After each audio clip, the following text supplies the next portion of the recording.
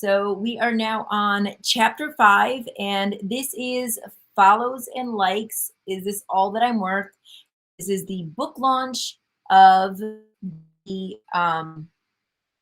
this is the book launch for the book. Just came out today. So excited about it.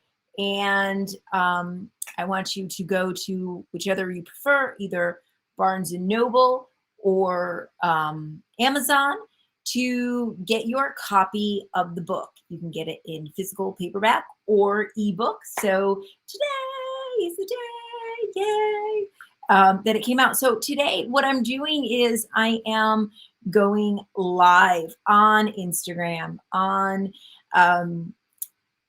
Facebook, on LinkedIn, and YouTube all day long, chapter by chapter, hour by hour, bringing you a little tidbit of each one of the chapters and the stories that are included in each chapter. So let us take a look here. There are 17 chapters, and there are 18 stories featured in the book. The foreword is written by Glenn Marsden and Anjanita Prevost, and I am just excited to share this with young people, with teens, young adults, parents, even adults. This book would be good for, but it's all about understanding what true success is in today's age of social media and how to not judge ourselves based on what we see, but doing what it is that we want and not what society tells us or what social media seems to think success really is. So let's jump in to the next chapter, which is chapter 5. And chapter 5 is outside influences. What is normal, anyways? I love this chapter because for me, I love to explain to young people that anybody, what is normal to me is not normal to you. And I love the examples that I use in this chapter. So each chapter, as before, starts out with a quote. And the quote for this chapter is from Dr. Seuss. It is, "Why fit in when you were born to stand out?" Isn't that a great quote? Why fit in when you were born to stand out? Now, if everyone realized that they were meant to stand out, whether you're young, old, doesn't matter. So if you want to just be normal, whatever you think normal is society-wise or what people tell you, it's a boring life because everybody else is trying to conform to the same image. But if we realize that we were all meant to stand out and be our individual selves, then we would realize how much more we can do in this life. So chapter 5, outside influences, what is normal anyways? So I'm going to read to you the beginning of this chapter. This is from the book, just launching today, that I wrote, Follows and Likes. Is this all that I'm worth? So first, I am pleased to let you know in on a little secret. There isn't any such thing as normal. Nothing is normal. Normal doesn't exist. Normal is a perception, and what you think is normal may not be normal to other people.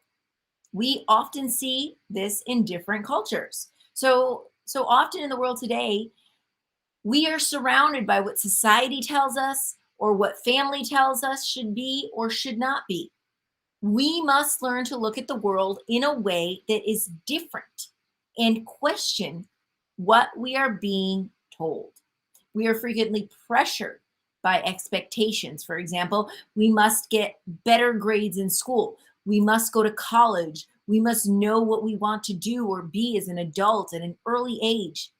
Many times, these expectations and pressures give us a feeling of anxiety, depression, or feeling overwhelmed because we just don't know. Most of the anxiety and the depression and overwhelming of today comes from an expectation that we put on ourselves from social media and from society, because we focus on what isn't instead of what is. We focus on the negative, and we see even on the news every night what is quote unquote, wrong with the world, instead of all of the things that are right with the world. Imagine if we watch the news every night like we usually do, and we saw on there, instead of all of this today's top stories and this happened and coronavirus and la la la la and doom and gloom, we saw all of the beautiful, wonderful things that are right with the world, right? Like the man who helped someone, or the child who created something, or the people who are doing incredible things in life, like all of these inspirational stories that are in this book. Imagine if that was on the news every day, how our mind would just automatically change into focusing on the good instead of on the bad. And so when we think about what's normal for you is not normal for me. And so this is where I love, love, love to bring in these stories. So I'm going to pose a couple of questions. How many of you out there put your bread in the refrigerator? Anybody put the bread in the refrigerator? I do not put my bread in the refrigerator. And the first time I saw somebody do this, I thought, what are you thinking? Why do you put your bread in the refrigerator? I had no idea. And then, how many of you out there put your coffee in the freezer? Anybody put their coffee in the freezer? I put my coffee in the freezer. People are just like, why? Why do you put your coffee in the freezer? You know why I put my coffee in the freezer? Because my aunt did it. I grew up, my Aunt Carmela put her coffee in the freezer, and the thought was, well, if she does it and everything that she makes or cooks or whatever tastes like heaven on earth, well, then that must be the right thing to do, right? And then the other day, this had just happened, so I didn't even have this story in my book. But when I grew up, I'm Italian, and so I grew up, and I grew up and we had kitchens in the basement. There was a kitchen and a bathroom in the basement, and we often ate Sunday dinner in the basement. Normal for me. And so when I was at dinner the other day, a friend of my aunt's said, well, my daughter bought a house and they're renovating it. And do you know what? There was a kitchen in the bathroom in the basement. I've never seen that before. And to me, that was normal. But to her, it was like, what on earth? That is crazy that there was a kitchen and a bathroom in the basement, and that people had tables down there and they would eat. Like, and that's what we did. But that is where the importance of what normal is. That's why I say it does not exist, because what I do and what you do, what you learned growing up and what I learned growing up, are two completely different things.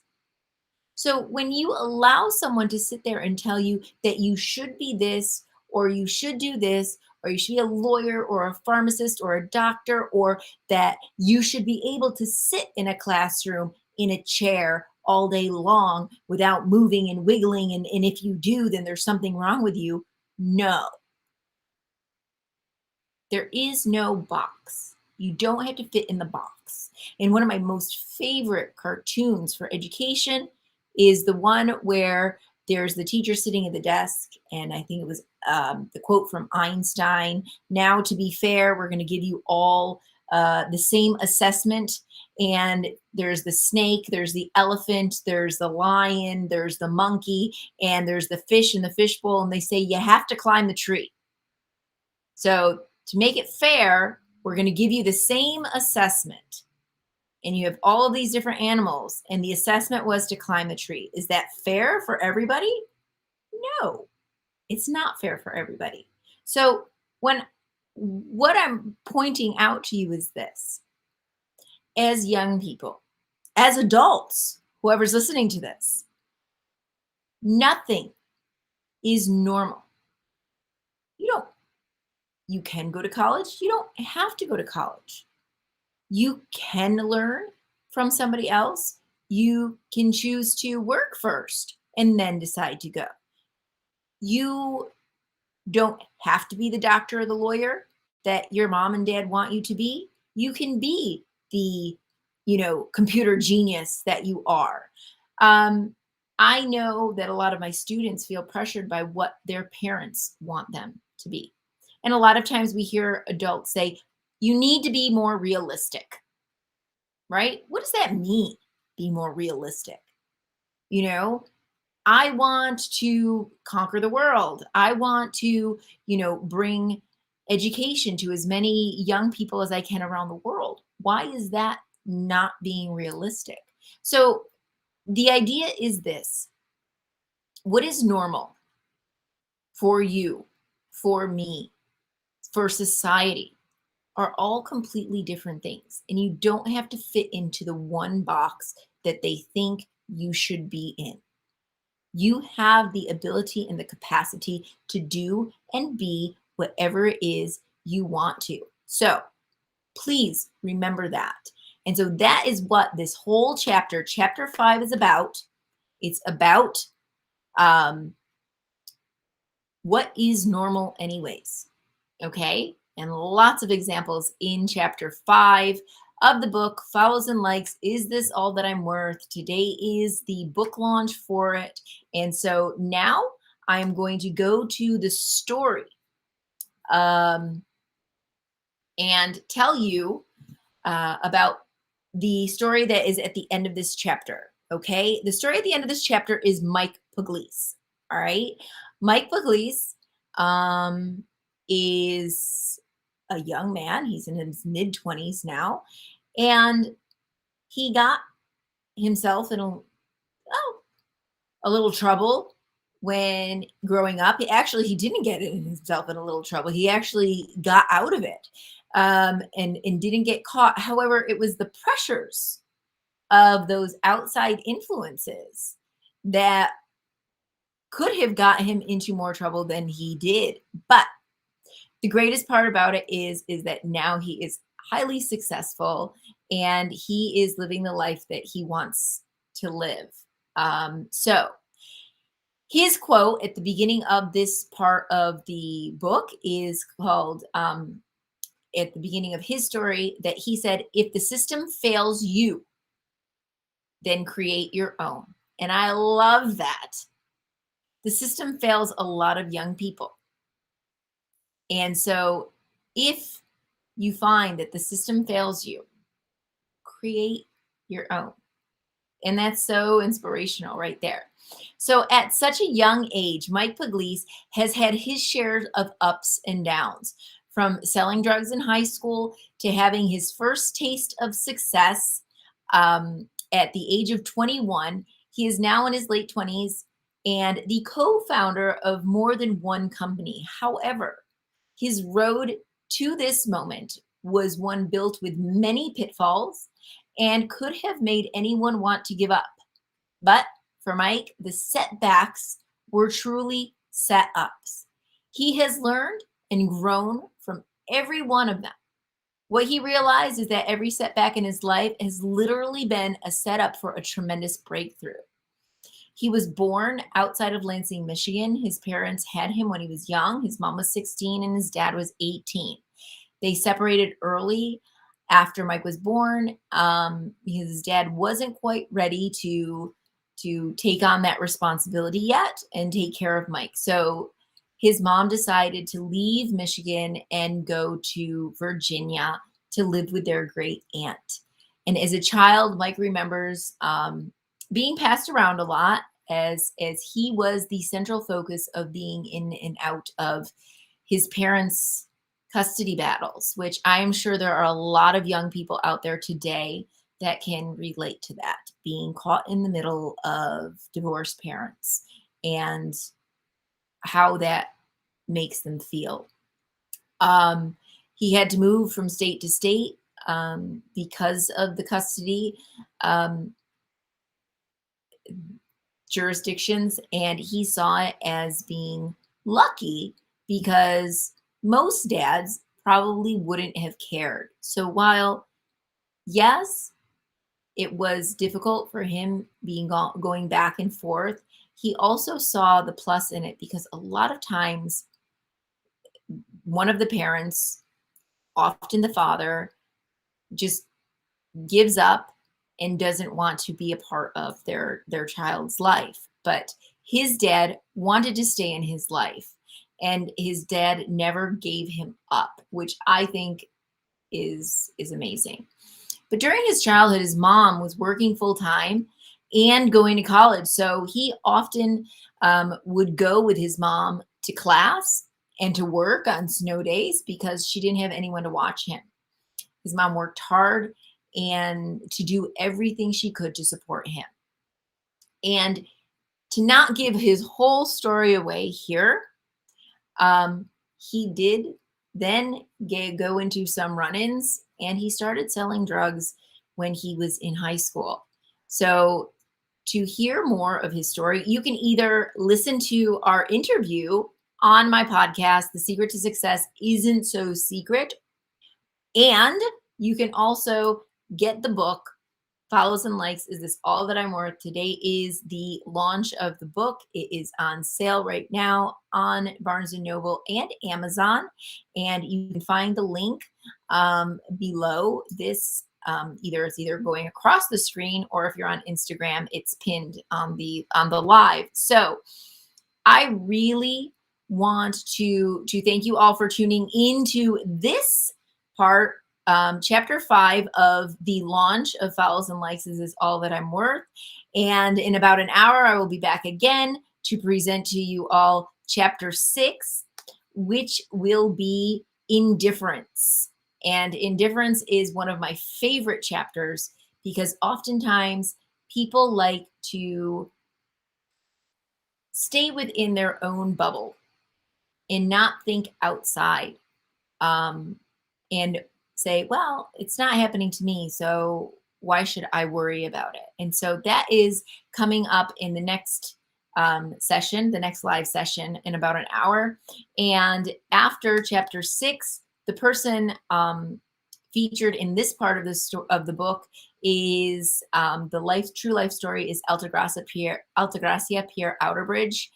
And she is from Haiti and came to the US at 15. So she is going to be that real life story that I am going to tell you about in the next upcoming live session. So I hope you like this. And remember, there is nothing normal. What you want to be, what you want to do is truly what.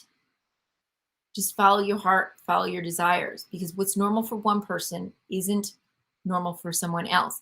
And like Dr. Seuss said, why fit in when you were born to stand out? We were all born to stand out. So until the next hour, I hope you enjoyed this live, and I will see you back here again soon.